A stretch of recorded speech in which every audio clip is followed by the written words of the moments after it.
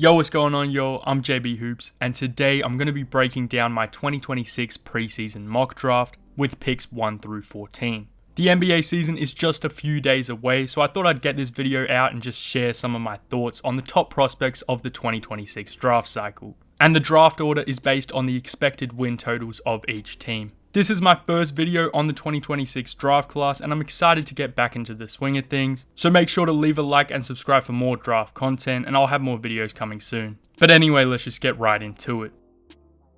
With the first pick in the 2026 NBA draft, the Utah Jazz select Darren Peterson. The 6'6" freshman out of Kansas is a truly special talent, and is one of the best guard prospects of recent memory. He's just got it all. He's a dynamic and explosive athlete with a tight handle. He creates advantages, facilitates, finishes superbly, and has counters on counters. He'll have to up his three-point volume and efficiency, but I like his versatility, touch, and mechanics, so I'm confident that'll come along.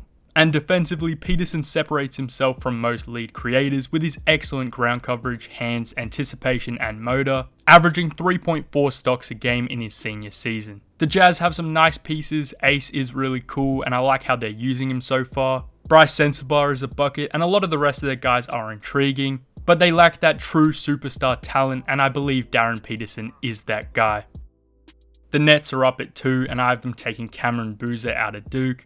The 6'9" freshman is another special talent and could easily be the number 1 pick come draft night. The Nets are probably going to be bad again this season, and I hated their 2025 draft. MPJ is cool, but they for sure need to bring in a lot more talent, and starting with a dominant force like Boozer would be awesome. Cam was simply too dominant at the high school level, winning just about everything, including the National Player of the Year twice. He's strong as fuck, an awesome playmaker, and one of the best outlet passes I've seen. He's also an excellent finisher with impressive craft and soft touch, a good shooter, can take guys off the bounce, and his defensive numbers have always been impressive. He's not quite an elite athlete, but he's so polished with excellent feel and instinct, so he always makes an impact. So I have the Nets taking Cam Boozer at 2.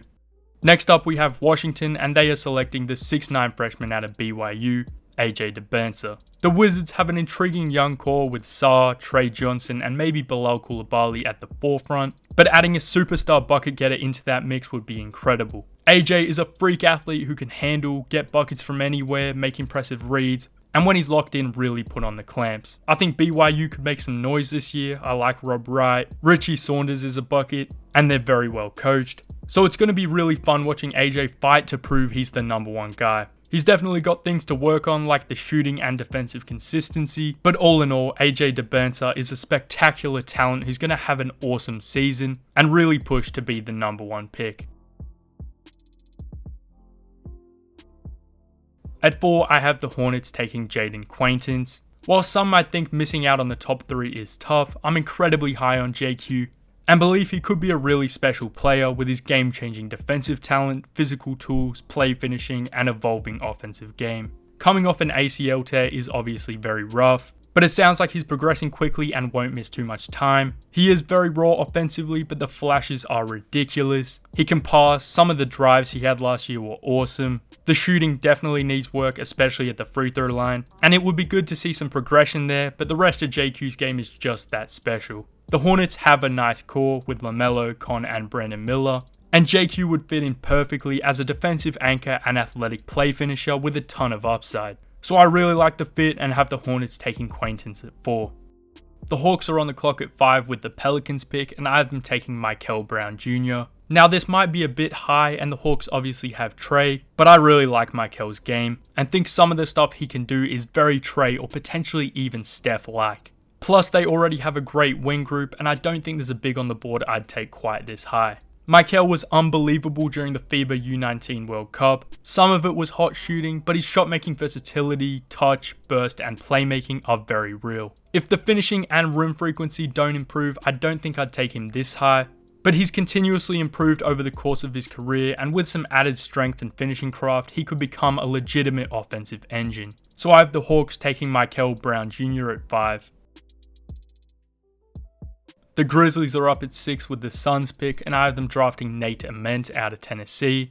Ament is a fantastic shooter at 6'10" with a quick release and feathery soft touch, and very intriguing two-way upside. He's super fluid and mobile and is reportedly up 19 pounds since April, so that's a good sign, as his strength has been a major limitation. Ament can pass and make plays defensively with his agility, foot speed and length, but he will have to work on his 2-point scoring, ball security, and continue to work on filling out his frame. The Grizzlies have obviously got some stars and good youth, but haven't quite been able to achieve real playoff success, and I think Ament would fit in nicely and in my opinion is the best player available at 6.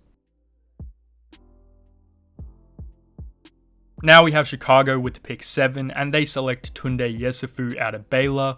The Bulls have a solid young team. I like Gideon Martis, I'm high on Asenge, and some of the moves they've made recently are very solid. I'm not sure Kobe White is around long term, but he's really good as well, and Vooch is pretty cooked. But they definitely still need a lot more talent, and Tunde Yesufu is just that, talented. He can score, he's strong, quick and explosive, and a great finisher inside. And he's an excellent defensive playmaker with the ability to guard up or down. He still has a ways to go both as a creator and shooter, but I really like his upside and think Yesufu was set for a massive season at Baylor that could land him in the top 10 come draft night.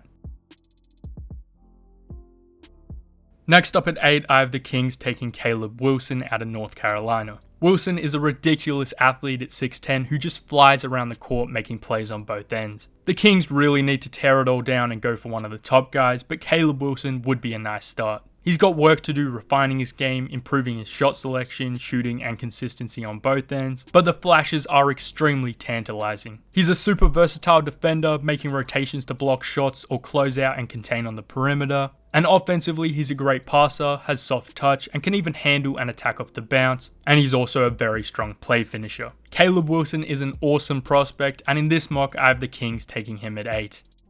The Blazers are up at 9 and I have them going with the upside and elite defense of Dash Daniels. The Blazers have a nice young core but definitely need someone to break out, or maybe a trade is coming. But in this mock, I like Dash Daniels as an upside swing, who can contribute right away defensively with his quickness, instincts, technique and motor, much like his older brother Dyson. Dash is still 17 years old playing extremely impactful minutes on a contender in a pro league. He has a lot of developing to do offensively, his shot needs a lot of work, but his touch is good, he's strong, and the handle has improved, so he's still finding ways to make an impact on both ends. I would like to see a little more from him as a creator, but the early signs have been positive, so I have the Blazers going with Dash Daniels at 9.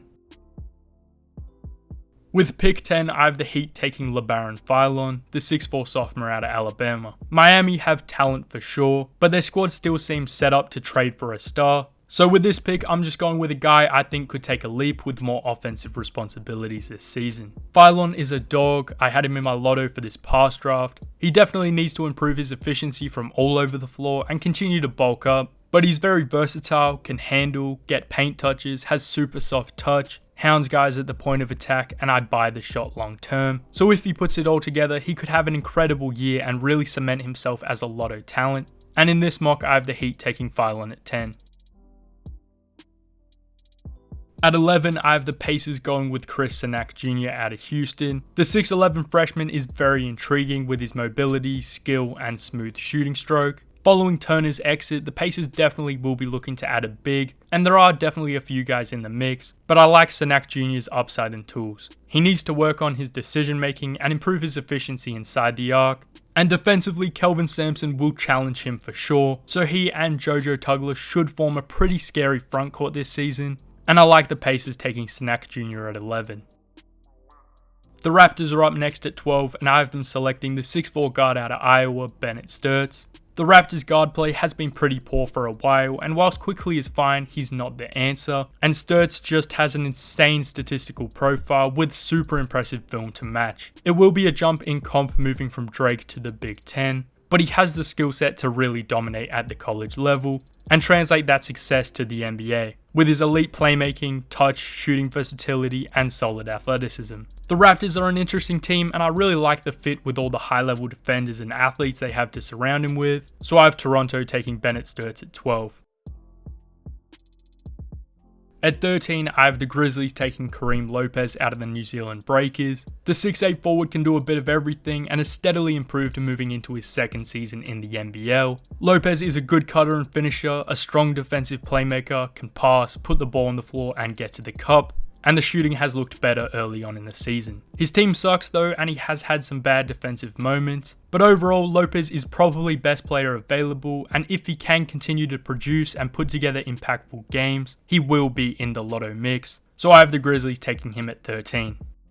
Now to round out the Lotto, I have the Celtics taking the 6'6" junior out of San Diego State, Miles Bird. I was high on Bird last cycle, but he faded towards the end of the season. But if he can get that efficiency up and work on his body, he should be back in Lotto talks for sure. He's super skilled, a really impressive passer, and I buy the shot. And Bird shines as a defensive playmaker, putting up a 9.2 stock percentage last season. The Celtics need depth and ready now talent if they're going to get back to the top of the East. And if Bird takes a leap offensively, he could be a very productive NBA player. So I have the Celtics taking Miles Bird at 14. And finally, a quick shout out to some of the guys I believe are Lotto level talents that just missed the cut, with Gungba, Steinbach, Pete and Freeman being the standouts. Alright, that's all I've got for this one. I appreciate those who made it this far. Leave a like and subscribe for more. I'll have more videos coming out soon as the college season starts up, so stay on the lookout for those. And anyway, that's all I got. JB Hoops out.